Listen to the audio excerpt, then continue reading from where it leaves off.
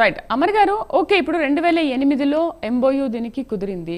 అప్పటి నుంచి కూడా మీరు హైకోర్టులో ఏదో కేసు నడుస్తుందని మాట్లాడుతున్నారు. కాంగ్రెస్ ప్రభుత్వ హయాం నుంచి 2008 నుంచి అది నడుస్తూనే ఉంది. బట్ ఇన్ని ప్రభుత్వాలు మారినప్పటికీ, మీరు అధికారంలో వచ్చినప్పటికీ కూడా ఆ సమస్య ఎందుకు పరిష్కారం కాలేదు అంటారు? అంటే దీనిపైన మీరు బీజేపీ గవర్నమెంట్ వచ్చి 10 ఏళ్ళు అవుతున్నప్పటికీ కూడా దాని మీద దృష్టి సారించలేదా?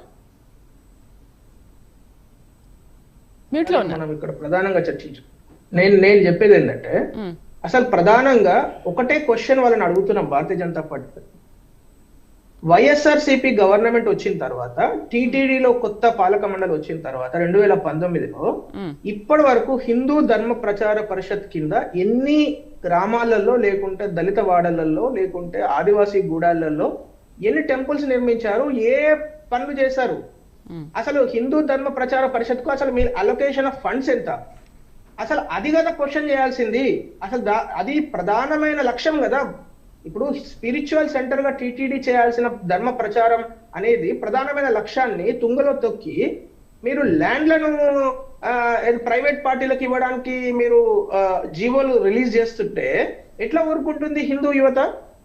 రెండో విషయం, ఇక్కడ మనము ఇంకొక విషయాన్ని, ఇంకొక అలొకేషన్ గురించి మనం మాట్లాడుకోవాలి. 5 acres ల్యాండ్ ను మేడా రఘునాథ్ రెడ్డి గారు అని ఇచ్చారు. ఆయన వైసీపీ ఎంపీ రాజ్యసభ, ఇప్పుడు ప్రజెంట్ వైసీపీ ఎంపీ రాజ్యసభ గారికి, వారికి మేడా ప్రాజెక్ట్స్ కంపెనీ ఉంది. ఆ కంపెనీకి వారు 5 ఎకరాల ల్యాండ్ అలొకేట్ చేశారు. సేమ్ అది కూడా ఇలాంటి కాంట్రవర్సీలోనే ఉంది.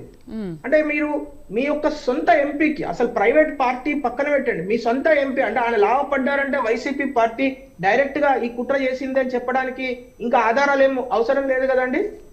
ఇప్పుడు మేము ప్రశ్నించేది ఏంటంటే, భారతీయ జనతా పార్టీ తరఫున గౌరవ భానుప్రకాష్ రెడ్డి గారు తిరుపతి పోలీస్ దగ్గరికి వెళ్ళి కేసు బుక్ చేశారు. భూమన కరుణాకర్ రెడ్డి గారి మీద ఎఫ్ఐఆర్ కూడా ఉంది ఆయన పైన. ఆయన ఏంది ఆవులు చనిపోయినాయని అట్లాంటి మాటలు మాట్లాడుతున్నాను. అసలు ఫస్ట్ కాంట్రవర్సీ రేజ్ చేసింది ఎవరు? రాజకీయాలు చేయడానికి ప్రయత్నం చేసింది ఎవరు? 2024లో కూటమి ప్రభుత్వం వచ్చిన తర్వాత మొదటి నుంచి అక్కసు వెళ్ళగక్కుతూ భూమన కరుణాకర్ రెడ్డి గారు వారు ప్రధానంగా మొదటి నుంచి కూడా టీటీడీని నవలపాలు చేయాలి. టీటీడీ యొక్క, ఇప్పుడు టీటీడీ అంటే ఒక బోర్డు, ఒక 30 మంది సభ్యులు కాదు మేడం. టీటీడీ అంటే లక్షల కోట్ల మంది పూజించే దేవుడు ఆయన. వారి యొక్క అద్భుతమైన ఏదైతే మహత్యాన్ని తగ్గించే ప్రయత్నం భూమన కరుణాకర్ రెడ్డి గారు ఎందుకు మొదలు పెట్టాలి? ఇప్పుడు అక్కడ ఏం చేశారు? ఫస్ట్ ఆయన వచ్చి ఇక్కడ 100 ఆవుల పైన ఆవులు చనిపోయినాయి, వీళ్ళు విషం పెట్టి చంపుతున్నారు, ఇట్లాంటి ఆరోపణలను చేశారు. ఆ తర్వాత కేసు అయింది. ఆ తర్వాత ఇన్వెస్టిగేషన్ జరిగింది. న్యాచురల్ గానే రోజుకు 6 నుంచి 8 ఆవులు చనిపోవడము. ఆ గోశాల ఏదైతే సంరక్షణ శాల ఉన్నదో అక్కడ 2 శాలలు ఉన్నాయి. నేను పర్సనల్ గా ఎన్నోసార్లు విజిట్ చేసిన. గో సంరక్షణ శాల ఒకటి ఉంటుంది, గోశాల ఒకటి ఉంది. గోశాలలో ఏంటంటే వాళ్ళు మిల్క్ తీయడానికి, నెయ్యి తయారు చేయడానికి ఉపయోగిస్తారు. ఆ దేవదేవునికి పాలు అక్కడి నుంచే వెళ్తుంటాయి. అక్కడ సాహివాల్ ఆవులు ఉన్నాయి, వాళ్ళు ఉన్నాయి. గో సంరక్షణ శాలలు ఏంటంటే వివిధ ప్రాంతాల నుంచి ఎవరైతే ఒట్టుపోయిన ఆవులు కానీ మిగతా ఆవులు రోడ్ల మీద ఉండే స్ట్రే క్యాట్లు తీసుకొచ్చి అక్కడ సంరక్షిస్తారు. అక్కడ జరుగుతున్నప్పుడు ప్రమాదం వల్లనో లేకుంటే వివిధ కారణాల వల్ల, అంటే ఓల్డ్ ఏజ్ అయిపోయి కూడా రోజుకు 6 నుంచి 8 చనిపోతాయని అక్కడ ఆల్రెడీ ఎప్పటి నుంచో రికార్డ్స్ ఉన్నాయి. ఇవాళ మీరు నేను మాట్లాడుకుంటున్న అంశం కాదు. సో దాని గురించి ఒక పెద్ద వివాదం సృష్టించి అక్కడి నుంచి వారే ప్రారంభించారు. ఆ తర్వాత ఇప్పుడు ల్యాండ్ల గురించి నేనేమంటున్నానంటే, నిజంగా భూమన కరుణాకర్ రెడ్డి గారికి చిత్తశుద్ధి ఉండుంటే వారు పాలక మండలి అధ్యక్షుడిగా ఉన్నప్పుడు, చైర్మన్ గా ఉన్నప్పుడు వారు సింపుల్ గా ఒకటి తీర్మానం చేయాల్సింది. తీర్మానం చేసి అసలు ల్యాండ్లు ఇచ్చే అవకాశమే లేదు కదా. అసలు ఫస్ట్ ఆఫ్ ఆల్ అసలు వాళ్ళకు తీర్మానం చేసినా చేయకున్నా there is an act, AP charitable and endowments institutions and religious institutions act ఒకటి ఉంది. దాని ప్రకారము హైకోర్టు పర్మిషన్ లేకుండా 1 ఇంచు భూమి కూడా ఇచ్చే అవకాశం లేదు. అది ఒకవేళ ఎవరైనా ఇచ్చినా, అందు గురించే నేను ఇప్పుడు చెప్పేది, 2008కి అప్పటి ముఖ్యమంత్రిగా తలుచుకుంటేనే కోర్టులో కేసు నిలవలేదు. ఎందుకంటే ఈ యాక్ట్ ఉంది కాబట్టి. ఈ యాక్ట్ ఉన్నది కాబట్టి ఈ రోజు మనము ఆ దేవదేవుని యొక్క భూములను కాపాడుకోగలుగుతున్నాం. సో దయచేసి వెంకటేశ్వర రెడ్డి గారికి మేము చెప్పేది ఏంటంటే, మీరు అనవసరమైన రాజకీయ ఆ సెన్సేషన్ కోసమో లేకుంటే సంచలనాల కోసమో ఓసారి ఆవులని ఓసారి భూములని మాట్లాడడం మానేయండి. దాన్ని మానేసి దయచేసి భక్తుల యొక్క శ్రద్ధ బుద్ధుల గురించి, వారికి ఎటువంటి ఫెసిలిటీస్ కావాలో దాన్ని హైలైట్ చేయండి. నిజంగా ఈ రోజు భక్తులకు సరిగ్గా లైన్ లో నిలబడే ఆ పరిస్థితి లేదనుకోండి, దాని గురించి హైలైట్ చేయండి, దాని గురించి మీరు పోరాడండి. అంతేగాని అనవసరమైన సంచలనాల కోసము అనవసరమైన విషయాలను సంబంధం లేని అంశాలను మాట్లాడడం ద్వారా అది ఏమైతుంది, అది ఫైనల్ గా అది అక్కసు వెళ్ళగక్కడమే తప్ప దానికి లాజికల్ కంక్లూజన్ ఉండదు. ఇప్పుడు ఆవులది ఏమైంది చెప్పు మేడం, తర్వాత నెయ్యిది ఏమైంది? ఇప్పుడు ఏమన్నా మాట్లాడితే ఇప్పుడు వారు భారతీయ జనతా పార్టీ మొదటి నుంచి ఒకటే స్టాండ్, చట్టాన్ని రాజ్యాంగాన్ని గౌరవిస్తూ ఒక పార్టీగా మేము ఏం చేయగలుగుతామో అన్ని పనులు చేయగలుగుతున్నాము, చేయడానికి ప్రయత్నం చేస్తున్నాము.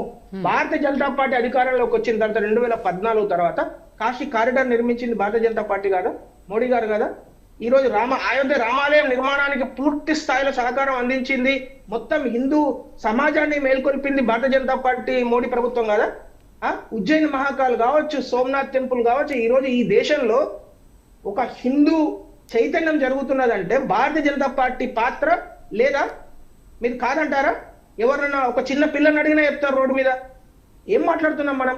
నేను అడిగే సూటి ప్రశ్నలకు మీ దగ్గర సమాధానం లేదు. మీరు 5 ఏళ్ళు అధికారంలో ఉండి టిటిడి బోర్డు నుంచి ఎంతో మంది భక్తులు, సామాన్య భక్తులు ఇచ్చిన ₹2 కలిపి ఏదైతే డబ్బులు మీ దగ్గరకు వస్తున్నాయో దాన్ని సరైన విధంగా వినియోగం చేశారా లేదా అనే ప్రశ్నకు సమాధానం లేదు.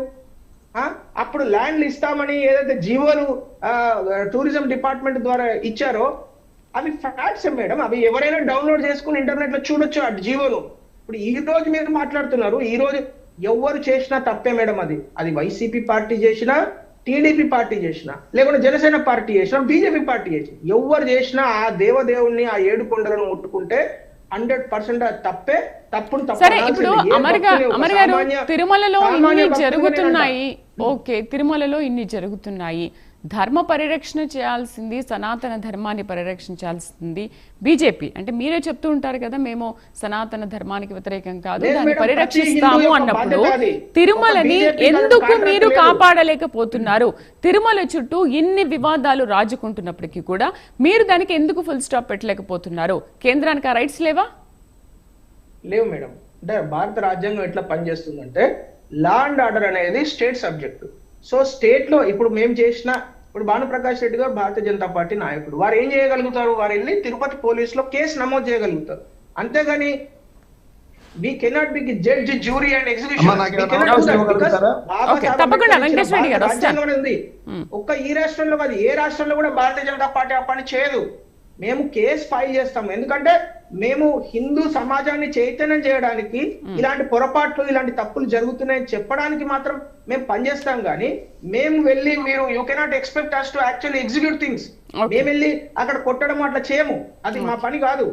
అది ప్రభుత్వం యొక్క పని. ప్రభుత్వాన్ని నిరంతరం ప్రశ్నిస్తూనే ఉంటాము. వైసీపీ ప్రభుత్వం అయినా, కూటమి ప్రభుత్వం అయినా. కూటమి ప్రభుత్వంలో కూడా ఇప్పుడు